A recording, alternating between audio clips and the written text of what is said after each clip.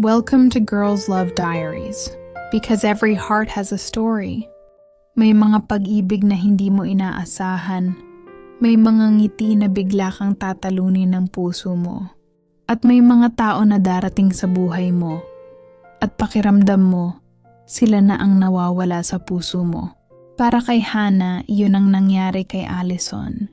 Hindi niya akalain na sa isang ordinaryong December, sa gitna ng lamig at Christmas lights, may makikilala siyang babae na magpaparamdam sa kanya ng kakaibang kilig at init sa dibdib. Ngayong Pasko, ang tanong na pareho nilang tinatago. Pwede ba tayong magmahal? Kahit hindi pa natin alam kung paano? At sa bawat titig, bawat ngiti, bawat tahimik na sandali, unti-unti silang natututo.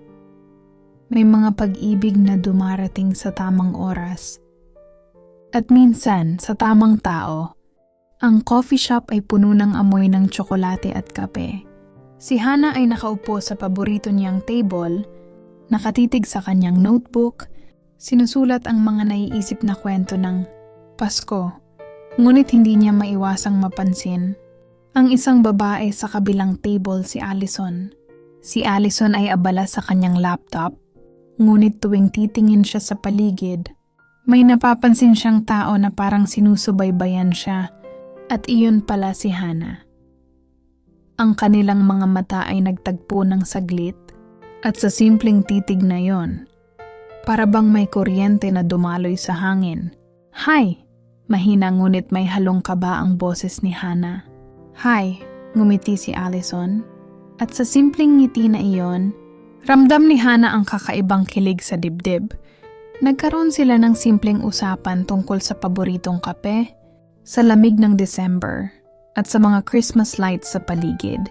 Parang kahit ilang minuto lang, ang mundo ay napakasimple at tamang-tama, dalawang tao, dalawang puso, at isang silid na puno ng Christmas magic. Bago umalis si Allison, iniwan niya ang kanyang number sa isang maliit na papel. Hindi alam ni Hannah kung ano ang dapat niyang maramdaman. Baka pagkakagiliw lang. O baka ito na ang simula ng isang bagay na espesyal. At sa gabing iyon, habang naglalakad pa uwi si Hannah, paulit-ulit niyang iniisip, baka ngayong Pasko, matutunan ko kung ano ang pakiramdam ng tunay na pag-ibig. Ilang araw matapos ang kanilang unang outing sa Christmas market, ramdam ni Hannah ang excitement tuwing nagte-text si Allison. Pero ngayong gabi, may kakaibang lungkot na dumampi sa kanyang puso. Nag-text si Allison ng mensahe. "Pasensya na, hindi ako makaka-attend sa dinner bukas. May emergency lang." Sa halip na maramdaman ang saya, naisip ni Hannah, baka hindi na niya gusto ako o baka may iba siyang kausap.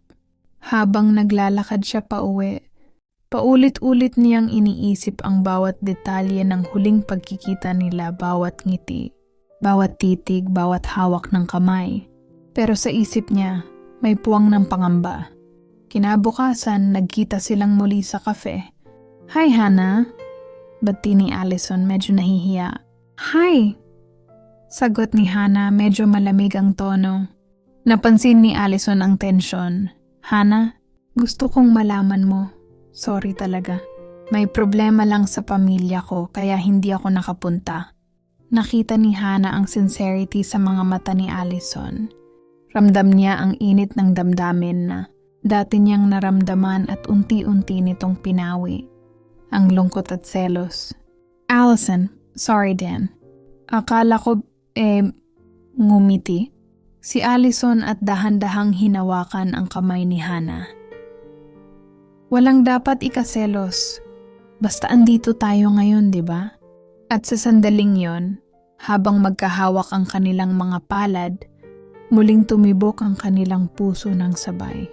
Natutunan nilang minsan, ang pag-ibig ay may kaunting misunderstanding. Pero kapag totoo, lalabas din ang liwanag, parang ilaw ng Pasko na kahit sa dilim, naggagabay sa puso. Ilang araw matapos ang sweet misunderstanding nila, nagpasya si Allison na imbitahan si Hannah sa isang espesyal na lugar, isang maliit na Christmas fair sa tabi ng lawa. Gusto kong gawin itong date natin. Seryoso, sabi ni Allison. May halong kaba at ngiti. Nagulat si Hana pero ramdam niya ang kilig sa dibdib. Seryoso ka ba? Wow! Okay, sige! Sagot niya halatang excited. Pagdating nila sa fair, kumikislap ang ilaw sa paligid at may halong amoy ng popcorn, chocolate at pine trees. Habang naglalakad sa tabi ng lawa, humawak si Allison ng kamay ni Hana at ramdam ni Hana ang init ng kamay niya sa malamig na gabi. Ang ganda ng mga ilaw, sabi ni Hana, pero nakatingin siya sa mukha ni Allison. Ngumiti si Allison. Mas maganda kapag kasama ka. Nag-stop sila sa isang maliit na carousel at sabay na umakyat. Habang umiikot ang carousel, hindi maiwasan ni Hana ang mata ng ngiti at kilig. Ang dami nilang tawa, ang dami nilang kwento, at ang dami nilang titig na nagsasabi ng damdamin na hindi kailangan ng salita. Sa dulo ng gabi habang naglalakad pa uwi, dahan-dahang hinawakan ni Allison ang mukha ni Hana at sinulyapan siya sa mata. Hana, gusto kong malaman mo. Mahal kita. Ramdam ni Hana ang tibok ng puso niya. At buong tapang niyang sinagot, Allison, mahal din kita.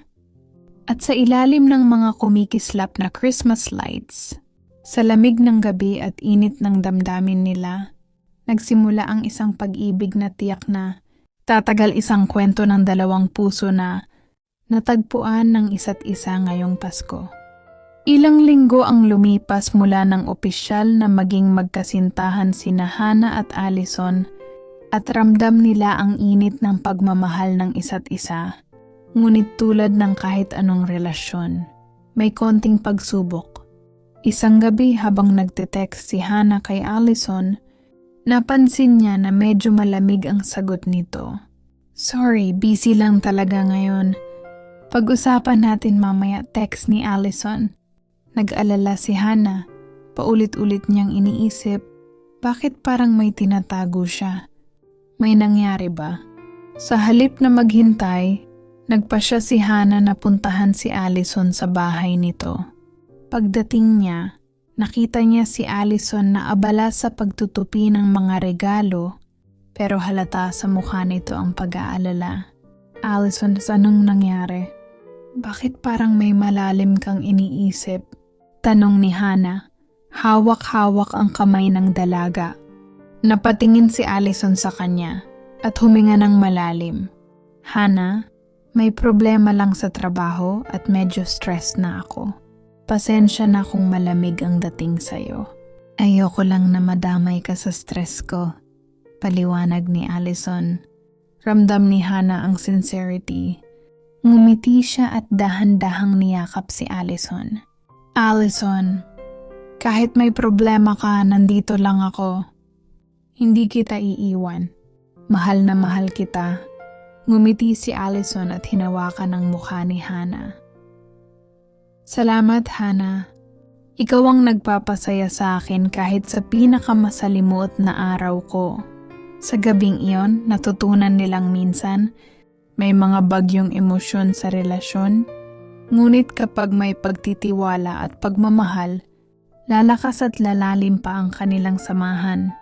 Malapit na ang Christmas Eve at ramdam ni Hana ang excitement at kilig sa bawat text ni Allison.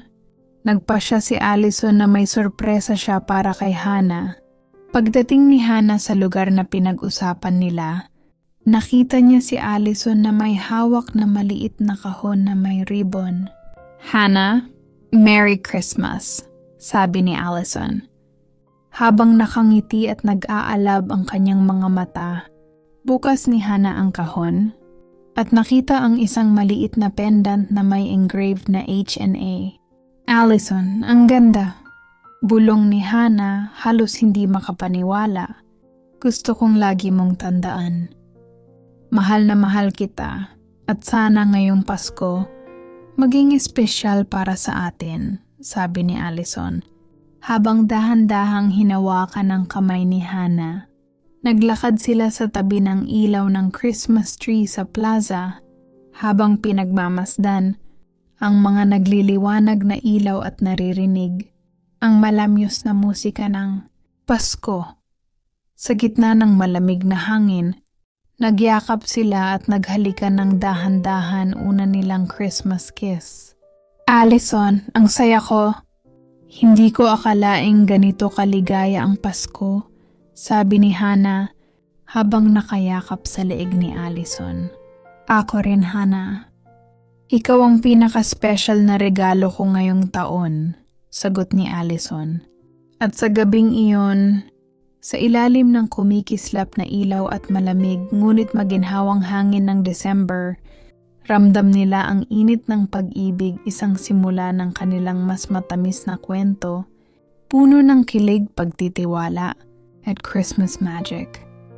Pagkalipas ng ilang araw mula sa kanilang unang Christmas Eve kiss, ramdam ni Hannah ang pangungulila tuwing wala si Allison. Isang gabi, nagdesisyon siyang puntahan ang bahay ni Allison para makausap ito ng mas seryoso.